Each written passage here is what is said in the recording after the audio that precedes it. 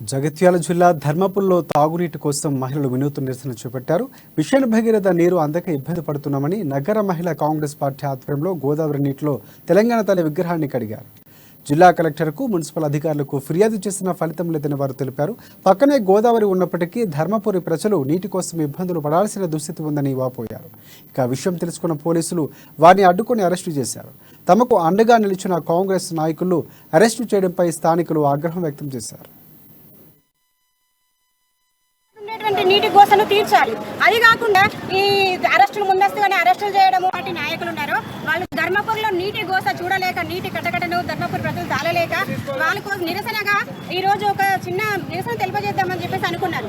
దీనికి ఇక్కడ ఉన్నటువంటి పరిపాలనలో ఉన్నటువంటి నాయకులు ఏం చేశారంటే ముందస్తుగానే అరెస్టు చేయడమే ఇది అమానుషం అని చెప్పేసి కోరుకుంటున్నాం. ఎందుకంటే ఎక్కడైతే ప్రతిపక్షం ఉంటుందో ఆ ప్రతిపక్షంలో ఉన్న నాయకులు ఖచ్చితంగా ప్రశ్నిస్తారు, ఖచ్చితంగా సవాల్ విసురుతారు, ఖచ్చితంగా సమస్యలు లేవనెత్తుతారు. పాలక వర్గంలో ఉన్నటువంటి వాళ్ళు ఖచ్చితంగా సమస్యకు పరిష్కారాన్ని చూపాలి, లేకపోతే అక్కడ ఉండేటువంటి సమస్యను పరిష్కరించాలి, సవాళ్ళను స్వాగతించి ఇక్కడ ఉండేటువంటి నీటి గోసను తీర్చాలి. అది కాకుండా ఈ అరెస్టులు ముందస్తుగానే అరెస్టులు చేయడము, ఇక కనీసం ఆడవాళ్ళని కూడా చూడకుండా ఎక్కడ అక్కడ లేడీ కానిస్టేబుల్ స్పెషల్ డిపార్ట్మెంట్ నుంచి స్పెషల్గా